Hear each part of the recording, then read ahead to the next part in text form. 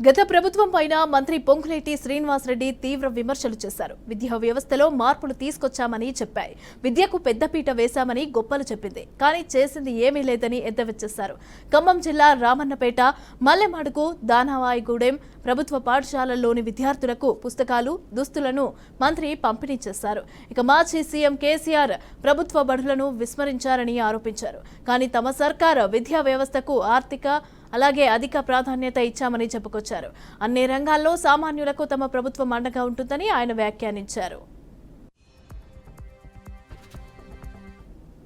ఈ స్కూల్ మనం ఉన్న స్కూలే చూద్దాం.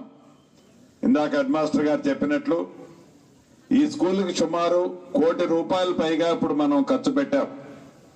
ఈ ప్రభుత్వం వచ్చిన ఈ 4-5 నెలల్లోనే.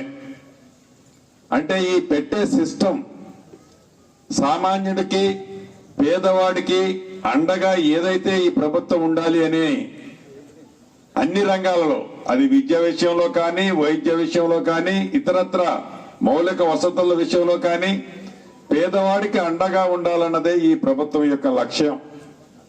సుమారు 650 కోట్లు ఈ అమ్మ ఆదర్శ స్కూల్స్ కోసం ఎక్కడా కాంట్రాక్టర్ల ఇన్వాల్వ్మెంట్ లేకుండా ఆ హెడ్ మాస్టర్ గారి పేరుతో, అదే రకంగా లోకల్ ఉండే బ్యూరో గారి పేరుతో జాయింట్ అకౌంట్ తో వారే ఆ పిల్లలకు అవసరమైన మౌలిక వసతులతో పాటుగా నాణ్యమైన విద్యకి కావాల్సిన అవసరాలని వాడటం కోసం సుమారు 652 కోట్లు ఈ రాష్ట్ర ప్రభుత్వం ఈ గడిచిన 3-3.5 నెలలలో విద్య మీద ఖర్చు పెట్టిందంటే ఒక్కసారి ప్రతి ఒక్క తెలంగాణ బిడ్డ ఆలోచించాల్సిన అవసరం ఉంది.